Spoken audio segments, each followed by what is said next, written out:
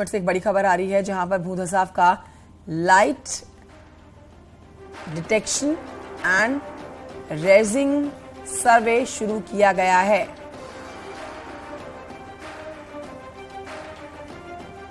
Helicopter के माध्यम से फोटोग्राफी की जा रही है। अभी तक 5 राउंड का हेली सर्वे किया गया।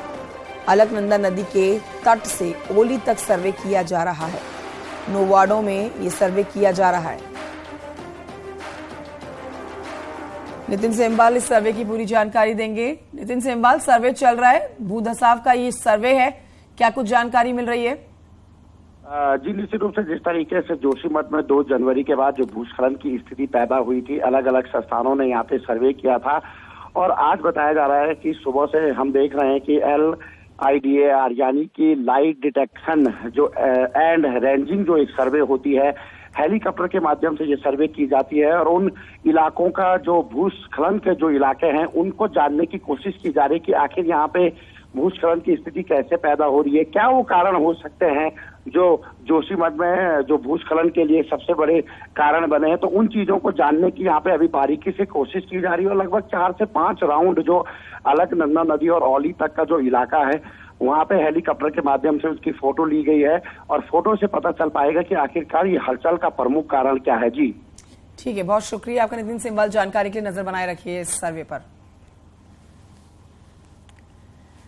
उत्तराखंड में एक बार फिर से मौसम बदलने वाला है। आज शाम से राज्य में सर्द हवाएं चलना शुरू हो जाएंगी, ऐसी जानकारी मिल रही है। तो इसी से तापमान में गिरावट भी दर्ज की जाएगी।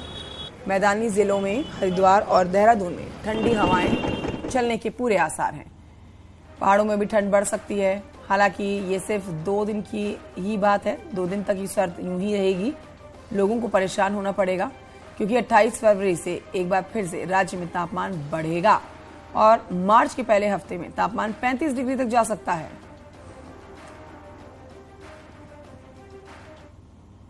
जो हवाओं के रुख है उसमें परिवर्तन आया है। उत्तर पश्चिम हवाएं अब रहेंगी तो उसकी वजह से थोड़े जो कोल्ड एयर जो है वो एडवेक्शन आएगा तो तापमान आपके थोड़े करीब 2 डिग्री के आसपास तक में इसमें कमी आ जाएगी।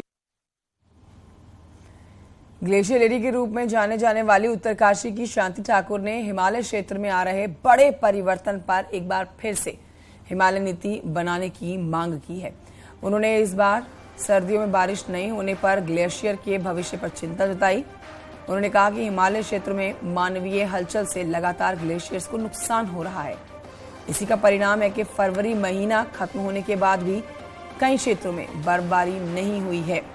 आज पीने का पानी सिर्फ 2% है।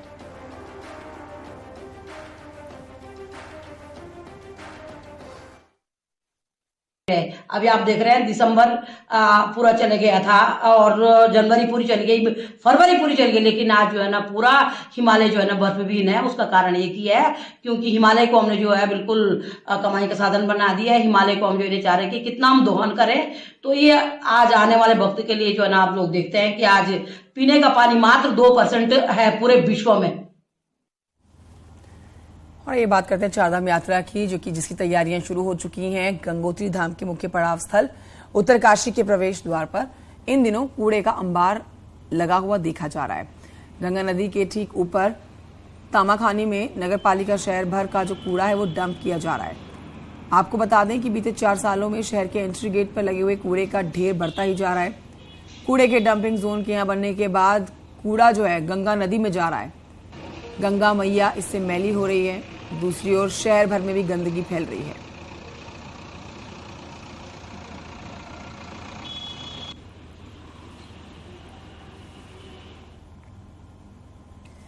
इक्कीस अप्रैल से चारधाम की यात्रा शुरू हो जाएगी। 27 अप्रैल को भगवान बद्री विशाल के कपाट खोलेंगे।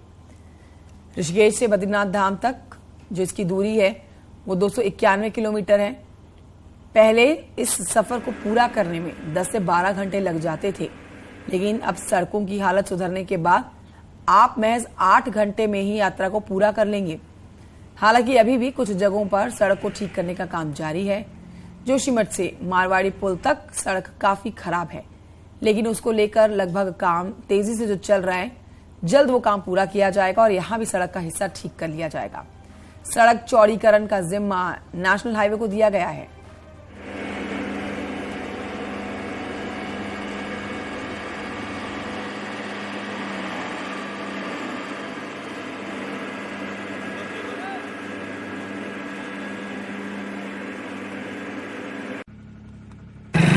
जहाँ तक गड्ढे की बात थी, लगभग ऋषिकेश से बद्रीनाथ तक या केदारनाथ तक जहाँ तक सड़क है पूरी तरह सड़क ठीक की जा रही है और सड़क इतनी खराब भी नहीं है, सुंदर है। मैं तो समझता हूँ जो जोशीमठ वाला पैच में रोज देख रहा हूँ, नित्य देख रहा हूँ, यहाँ पे डामरीकरण प्रारंभ हो गया, सड़क की कटिंग। लास्ट टाइम यहाँ पे हम रोड सरफेस बना रहे थे तो कटिंग वर्क हमारा था, अभी भी रह रखा है, जो कि अभी हमने कोशिश ये है कि हम यात्रियों के लिए डीबीएम हमने आज शुरू करा है कि इजी गोइंग बने। अभी हमारी क्लवर्ट्स कुछ आधा बनी हुई है, कुछ बाकियों पे हमारा काम कंटिन्यू है, कुछ हमने पूरी कर चुके हैं।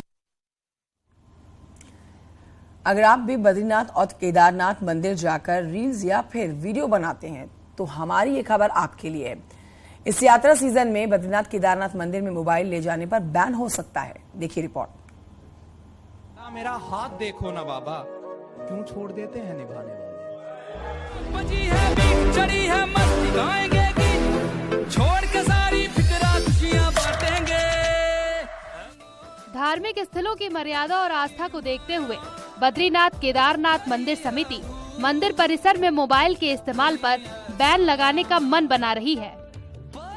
पिछले कुछ सालों में जिस तरह से सोशल मीडिया में बद्रीनाथ केदारनाथ मंदिर को दिखाया गया, गर्भगृह की तस्वीरें वायरल हुई, उसके बाद मंदिर समिति एक सीमित दायरे में ही मोबाइल के इस्तेमाल की इजाजत देने का मन बना रही है। मंदिर समिति के अध्यक्ष कहते हैं कि दूसरे राज्यों में सर्वे के लिए टीम की रिपोर्ट में साफ है मोबाइल ले जाना बैन है, जिसके बाद उत्तराखंड में भी ऐसा करने पर विचार कर रहे हैं, लेकिन सबसे बातचीत के बाद ही फाइनल फैसला होगा। वो इस बात के प्रति सजग करेंगे और उनसे अनुरोध करेंगे कि वो इस प्रकार की कोई गतिविधि मंदिर कैंपस में एक निर्धारित सीमा के भीतर में इस प्रकार के कोई वीडियो या रील्स इत्यादि न बनाएं, जिससे कि किसी भी प्रकार से किसी की भावना को ठेस पहुंचे। मंदिर में वीवीआईपी का प्रवेश भी हो, वहाँ किसी भी प्रकार का कैमरा नहीं जाना चाहिए, चाहे छोटा कैमरा, बड़ा कैमरा, मोबाइल, जूते, चप्पल, कपड़े, इवन मैं तो इतना तक कहता हूँ कि मंदिर के अंदर प्रवेश करने वाले वस्त्र भी दूसरे होने चाहिए। वहीं ब्लॉगर्स का कहना है कि उनके रील और वीडियो के जरिए ही कई लोगों तक धार्मिक स्थलों की जानकारियां पहुंचती हैं। कई बार असल व्यवस्था भी दिखती है।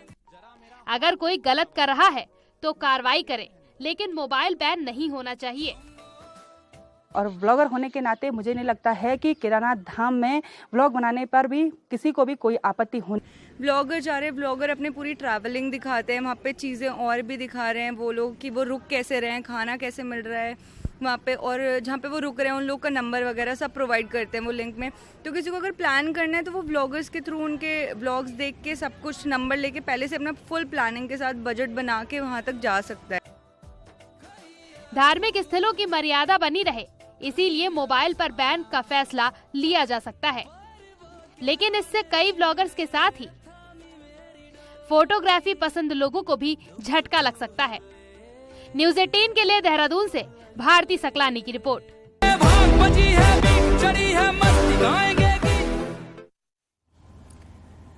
पर्यटन सीजन में पर्यटकों के लिए पार्किंग की समस्या को कम करने के लिए प्रशासन ने होमवर्क शुरू कर दिया है। नैनीताल, भीमताल, कैंचीधाम में सेंटर पॉइंट, भवाली में बड़ी पार्किंग का निर्माण किया जा रहा है। कैंचीधाम में भी एक अस्थायी पार्किंग तैयार हो रही है। पर्यटकों को जाम से निजात मिल सके, इसके लिए कदम उठाया गया। जिला प्रशासन यहां पर काम कर रहा है। हालांकि नैनीताल में भी पार्किंग बनाने पर काम हो रहा है। हम आपको बताएं कि पर्यटन सीजन के दौरान पहाड़ों में पार्किंग बहुत बड़ी समस्या रहती है। हर साल लाखों पर्यटक नैनीताल पहुंचे, पहाड़ पहुंचते हैं और कैंचीधाम में भी पिछले 5 सालों में हॉटस्पॉट जो ये बनता जा रहा है, भारी संख्या में यहाँ पर रोजाना पर्यटक पहुंच रहे हैं। अब ऐसी स्थिति को देखते हुए ही अब पार्किंग की व्यवस्था की जा रही है।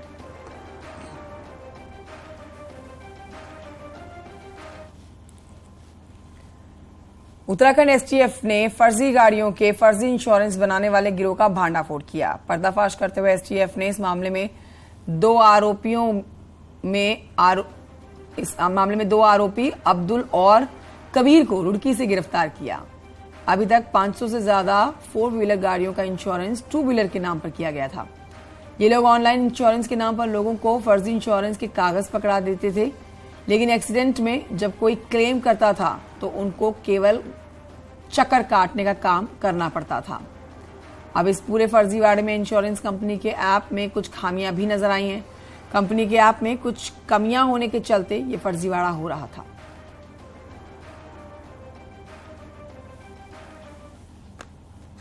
रुड़की से 2 एजेंट्स को गिरफ्तार किया गया है और उनके कब्जे से काफ़ी भारी मात्रा में फर्जी इंश्योरेंस के कागज़ और इसके अलावा कुछ डीएल और आरसी भी बरामद हुई हैं। उनका लैपटॉप इत्यादि भी कब्जे में लिया गया है।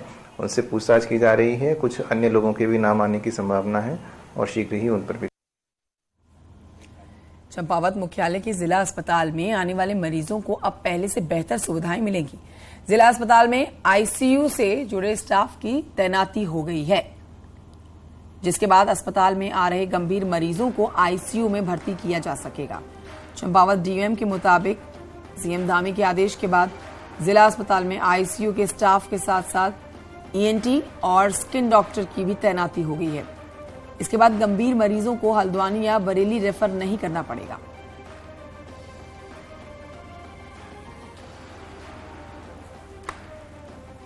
स्किन भी माननीय मुख्यमंत्री जी की जो सोच है कि यहाँ पे चंपावत में जो डिस्ट्रिक्ट हॉस्पिटल है उसको एक कारगर बनाया जाए कि जो पेशेंट्स हैं उनको हल्द्वानी या इधर उधर न जाना पड़े। इसके लिए हमारे पे ईएनटी डॉक्टर भी, स्किन डॉक्टर भी आ गए, हमारे फिजिशियंस हैं। इसी की तर्ज पे जो आईसीयू बंद था क्योंकि हमारे पे स्टाफ नर्स नहीं थे, तो अभी यहाँ पे सीएचओस को 4 सीएचओस को हमने तैनात किया है। तो उत्तराखंड की बेटी ने सिर्फ 11 साल की उम्र में दुबई में हुए marathon wheel chair racer para athlete में गोल्ड मेडल अपने नाम किया है। होप टेरेसा डेविड बचपन से ही दिव्यांग थी, लेकिन कुछ कर गुजरने का जज्बा उनके अंदर था। होप टेरेसा को wheel chair racer para athlete में गोल्ड मेडल मिला है और इसी महीने की 13 फरवरी को हुए दुबई में अबू धाबी में वर्ल्ड ट्रायथलन चैंपियनशिप सीरीज का भी आयोजन हुआ था। इस प्रतियोगिता में होप टेरेसा ने मात्र 35 मिनट में 4 किलोमीटर की मैराथन को पार करते हुए एक रिकॉर्ड तैयार किया। इस प्रतियोगिता के लिए टेरेसा ने गुरुग्राम में स्थित एक अकादमी से लगातार ट्रेनिंग ली थी।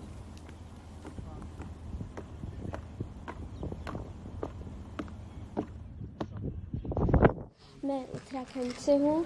मैं wheelchair racing and wheelchair tennis खेलती हूँ। दुबई मैराथन के लिए बहुत हार्ड वर्क करना पड़ा और बहुत ट्रेनिंग्स एवरीडे ऑल्टरनेट डेज भी ट्रेनिंग्स करनी पड़ी। प्यार है तो हम वापस उत्तराखंड मूव बैक हो रहे हैं बिकॉज व्हीलचेयर रेसिंग में सेल्फ ट्रेनिंग मस्ट है। तो हमारे कोच हैं वो दिल्ली में हैं। हमने डिसाइड किया है कि हम हफ्ते में एक बार उनके साथ जाके ट्रेनिंग करेंगे एंड फिर देहरादून में रह के ही ट्रेनिंग अपनी सेल्फ ट्रेनिंग करेंगे।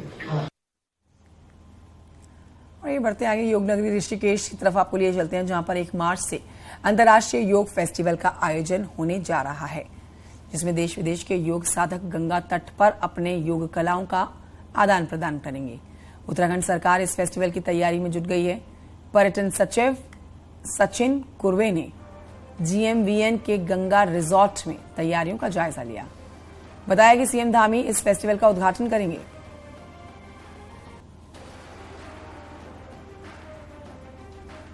योगा फेस्टिवल होने जा रहा है और इसको सही में इंटरनेशनल योगा फेस्टिवल के रूप में इसको इंस्टीट्यूशनलाइज करने के दृष्टिकोण से पूरा प्रयासरत है।